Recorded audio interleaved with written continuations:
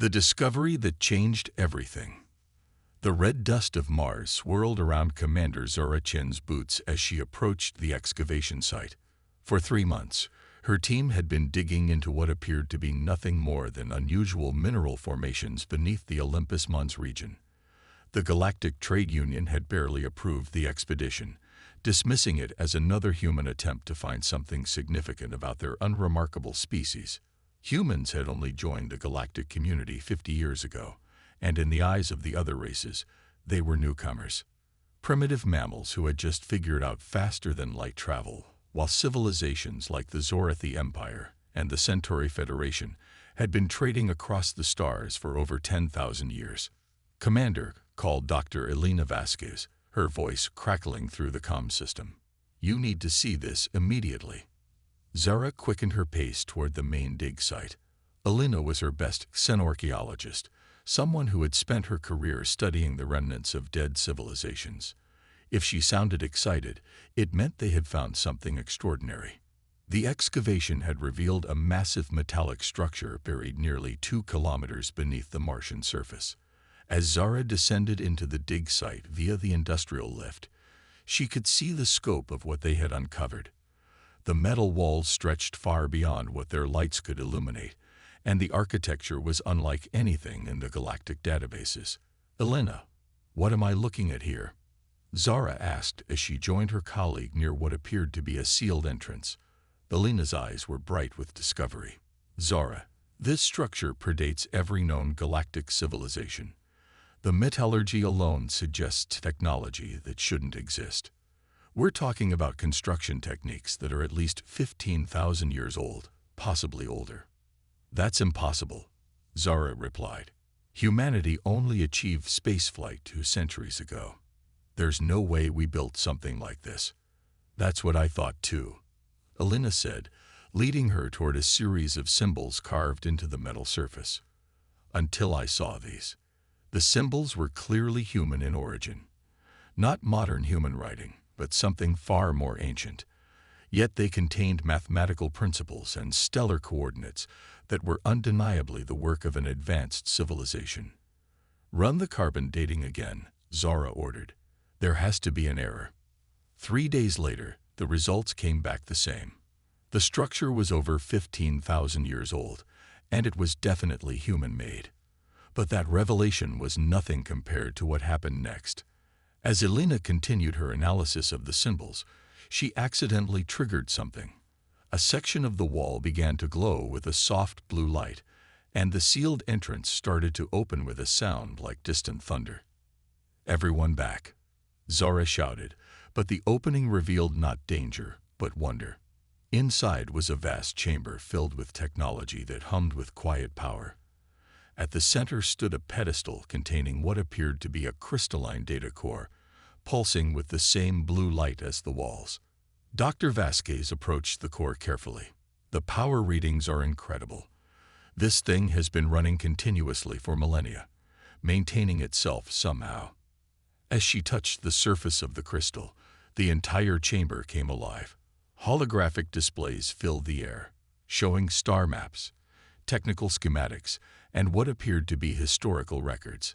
But most shocking of all was the voice that suddenly spoke in perfect, archaic human language.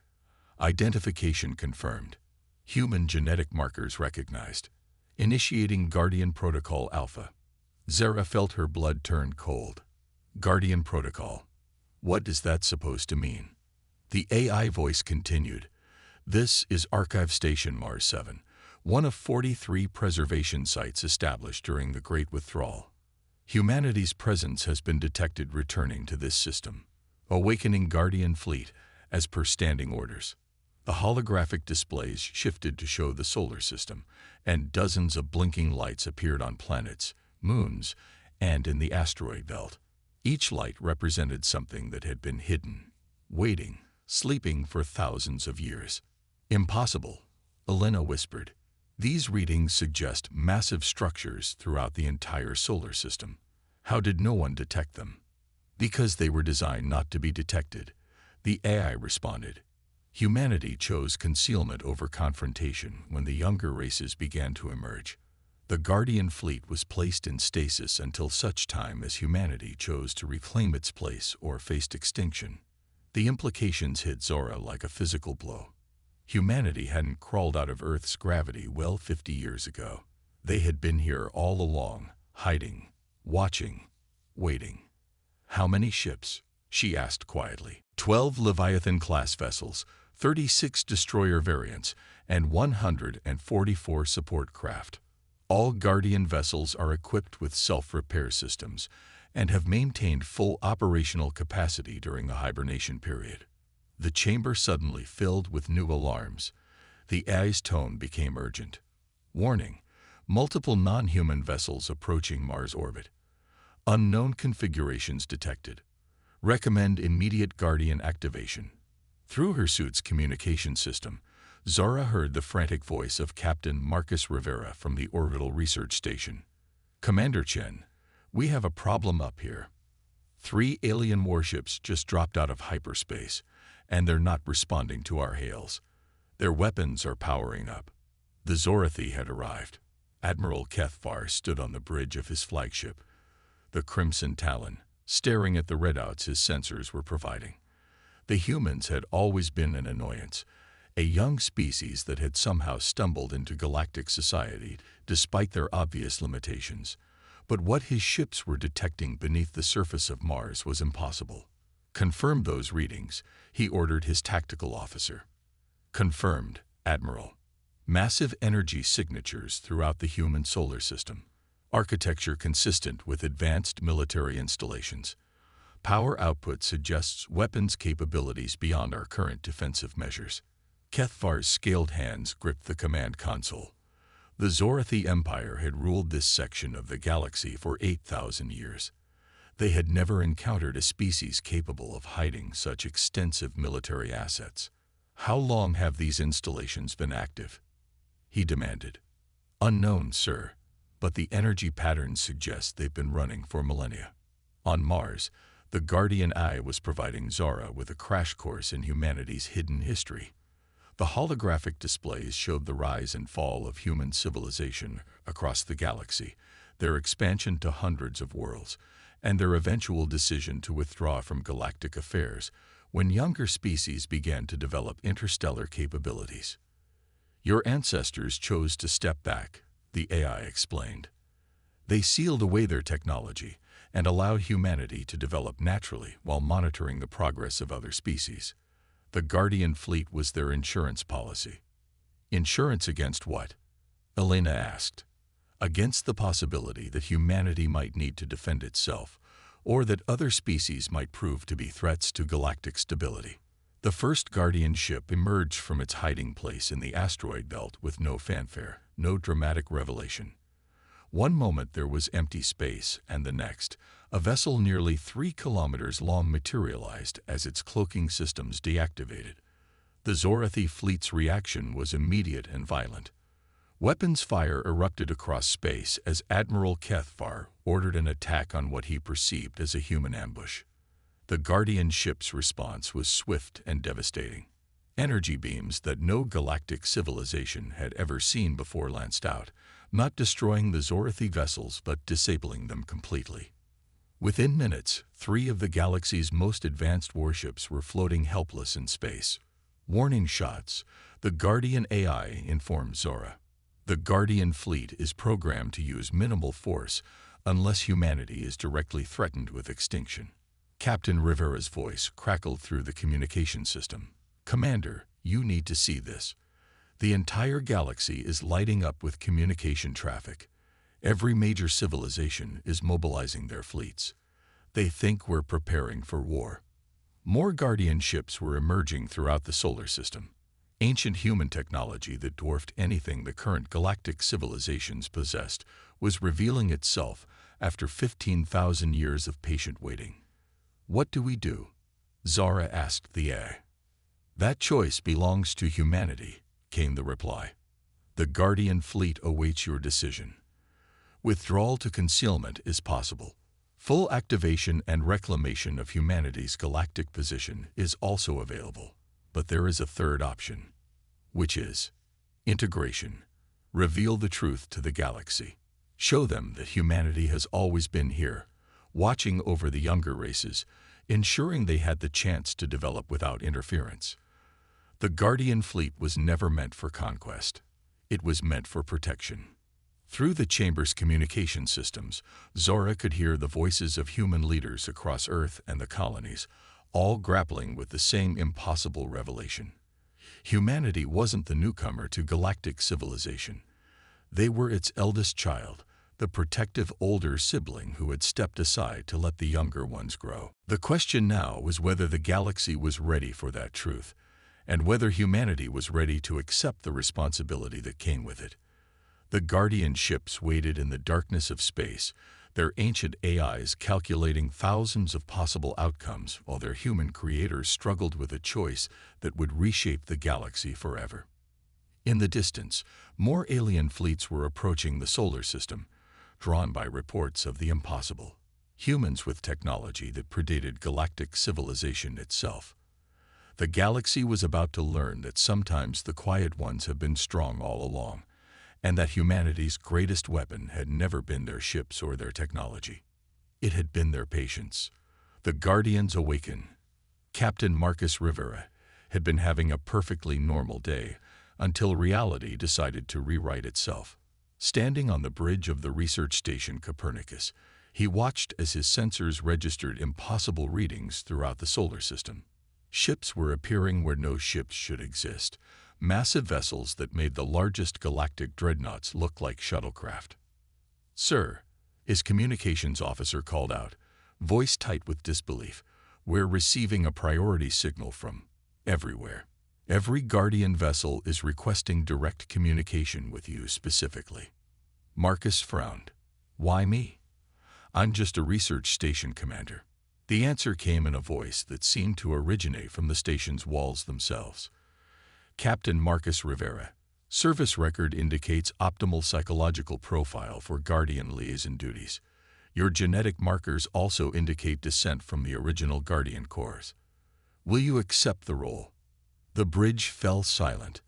Marcus looked around at his crew, all of whom were staring at him with expressions of shock and growing understanding. His great-grandmother had always told strange stories about their family's past, tales of ancestors who had served among the stars long before humanity was supposed to have left Earth. He had always assumed they were just stories. "I accept," he said quietly. The moment the words left his mouth, Marcus felt something change. Information flooded his mind, not painfully but with the gentle precision of advanced neural interface technology. He suddenly understood things about his own species that no human alive had known for 15,000 years. Humanity hadn't just retreated from galactic affairs. They had orchestrated their own apparent primitiveness, allowing their descendants to develop naturally while maintaining the Guardian fleet as protectors of not just humanity, but of galactic civilization itself. Through the neural link, Marcus could sense the Guardian ships throughout the solar system. 12 massive Leviathan-class vessels, each capable of operations that would make them legends in any other era. 36 destroyers that moved through space like predators, sleek and deadly. And the support craft, each one packed with technology that could reshape worlds. But more than their power, he could sense their purpose. These weren't weapons of conquest. They were shepherds, protectors, guardians in the truest sense. "Guardian Prime," Marcus spoke aloud, knowing the collective eye would hear him. "What's the current threat assessment?" 17 separate galactic fleets converging on the solar system, came the immediate response. "The Zorathi Empire has declared a state of emergency. The Centauri Federation is mobilizing their entire battle fleet. The hegemony of 6 worlds has activated wartime protocols. Estimated time to full galactic conflict, 47 hours unless diplomatic resolution is achieved." Dr. Elena Vasquez's voice crackled through the communication system from Mars. "Marcus, the eye here is showing me historical records. Humanity didn't just withdraw from galactic affairs. We helped create the current galactic order. The trade routes, the diplomatic protocols, even some of the basic technologies the other races use, they all originated from human guidance thousands of years ago. The implications were staggering. Humanity hadn't been discovered by galactic civilization. They had built it, nurtured it, and then stepped back to let it flourish independently. Ambassador Jorik of the Centauri Federation materialized as a hologram on the bridge of his diplomatic vessel, the Silver Dawn. He was one of the few galactic leaders who had always believed there was more to humanity than met the eye, but even he was struggling to process what his sensors were telling him. "This changes everything," he said to his aide. "If the humans have been here all along, if they have technology this advanced, and chose not to use it, then every assumption we've made about galactic politics is wrong." His aide, a young Centauri named Velatar, pulled up tactical displays. "Ambassador, the Guardian vessels aren't taking aggressive positions. They're forming defensive formations around human colonies and trade routes, but they're not advancing toward our fleets." Jorik studied the data. They're not preparing to attack. They're preparing to protect. But protect against what? The answer came as reports flooded in from across the galaxy. Seeing humanity's apparent military strength, several aggressive species were mobilizing not to defend themselves, but to strike first. The Void Reapers, a nomadic race known for their brutal efficiency, were already moving toward human space. The Crimson Syndicate, pirates and raiders who had been held in check by galactic law, saw this as an opportunity to seize power in the coming chaos. Admiral Kethvar, still dealing with his disabled ships in Mars orbit, was receiving increasingly frantic communications from Zorathi High Command. "Admiral, what is your assessment of human military capabilities?" Kethvar looked at his tactical displays, showing the Guardian ship that had effortlessly disabled his entire squadron without causing a single casualty. "Command, recommend immediate diplomatic engagement. Human technology is beyond our current understanding. Their vessel disabled our ships without harming our crews. This suggests either supreme confidence or deliberate restraint. Are you saying we should negotiate with these primitives?" "I'm saying," Kethvar replied carefully, "that we may have been wrong about who the primitives are in this situation."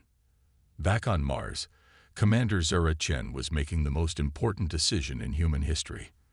The Guardian Eye had presented her with 3 options, and she had less than an hour to choose before the converging fleets would make the choice for her. "Guardian Prime," she said, "show me what full activation would mean." The holographic displays around her shifted to show tactical projections. The Guardian fleet at full activation could easily defend human space against any conceivable threat. They could push back the converging fleets, establish a perimeter around human worlds, and force the galaxy to acknowledge humanity's true strength. "And concealment?" she asked. "The Guardian fleet can return to hibernation. Humanity continues as before, with the galaxy believing you to be a young species. The protection remains, but hidden. And integration. Revelation of truth. Humanity takes its place as the galaxy's eldest civilization, accepting responsibility for guidance and protection of younger races. Most challenging option, but potentially most beneficial for galactic stability." Zara closed her eyes, feeling the weight of 15,000 years of human history. Her ancestors had made the choice to step back, to let other species develop without interference. Now she had to decide whether it was time to step forward again. "There's a 4th option," she said suddenly. "Explain." "We reveal the truth, but we don't reclaim dominance. We offer partnership. Show the galaxy that we've been here all along, not as conquerors waiting to strike, but as guardians ensuring everyone had the chance to grow." The AI paused for several seconds, processing the implications. This option was considered by the original planners, but deemed unlikely to be accepted by younger species. Maybe it's time to find out if they've grown enough to handle the truth. Marcus felt the decision through his neural link the moment Zura made it. Across the solar system, Guardian ships began broadcasting on all frequencies, not threats or demands, but an invitation.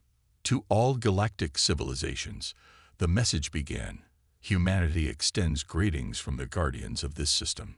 We are the species you have known for 50 years, but we are also the architects of the galactic community you have built.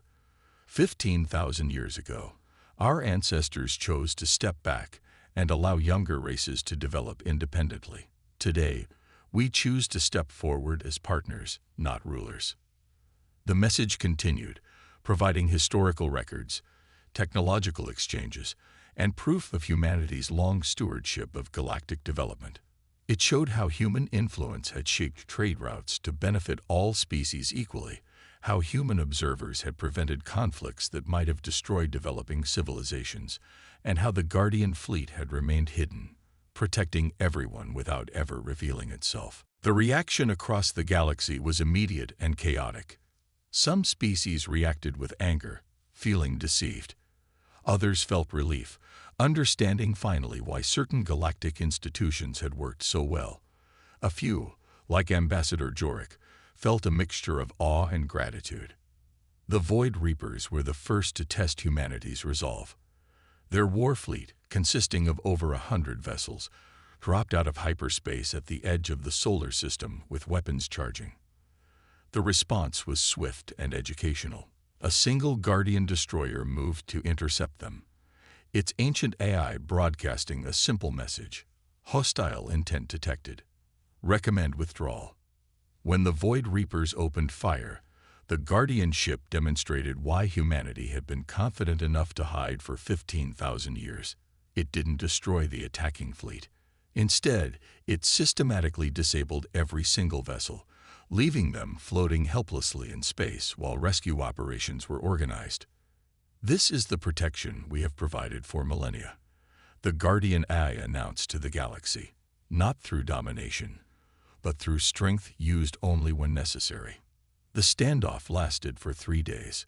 Fleets from across the galaxy remained at the edges of human space, uncertain whether to fight, flee, or negotiate. The Guardian ships maintained their defensive positions, making no aggressive moves but clearly capable of defending human worlds against any conceivable threat. It was Ambassador Jorik who broke the deadlock. His diplomatic vessel entered the solar system under a flag of truce, requesting direct negotiations with human leadership. Marcus met him aboard the Copernicus, the first formal diplomatic contact between humanity and galactic civilization since the Revelation. "Your people have been among us all along," Jorik said, his translator rendering his words with undertones of wonder. "Watching, guiding, protecting. That was the choice our ancestors made," Marcus replied. "They believe that civilizations develop best when they're allowed to find their own path, with protection available but not interference." And now, Marcus looked out at the stars, knowing that Guardian ships waited in the darkness between them, ancient protectors finally revealed. "Now we offer what we've always offered, but openly. Partnership, protection, and the combined wisdom of 15,000 years of galactic observation." The negotiations took weeks, but gradually, a new galactic order began to emerge. Humanity took its place not as rulers, but as the civilization that had made all other civilizations possible. The Guardian fleet became the protectors of galactic peace, no longer hidden but acknowledged. Some species chose to maintain distance, unwilling to accept that they had been protected by guardians they never knew existed. Others embraced the revelation, eager to learn from humanity's vast store of accumulated knowledge. Commander Zara Chen stood once again in the Guardian archive on Mars, but now she wasn't alone. Delegates from a dozen species worked alongside human archaeologists, uncovering the true history of galactic civilization. "Do you think we made the right choice?" Elena asked her. Zara watched a young Centauri scholar puzzle over ancient human star charts, guided patiently by Dr. Vasquez. Outside, Guardian ships moved through space alongside vessels from across the galaxy, protectors no longer hidden in shadow. "Time will tell," Zara replied. "But for the first time in 15,000 years, humanity doesn't have to choose between hiding and ruling. We can just be what we've always been, which is the guardians who watch over the galaxy's children, making sure they have the chance to grow up strong." In the depths of space, the Guardian fleet maintained its eternal vigil, no longer alone in the darkness, but surrounded by the civilizations they had helped to nurture. Humanity had finally come home, not as conquerors returning to claim an empire, but as parents proud to see how well their children had grown.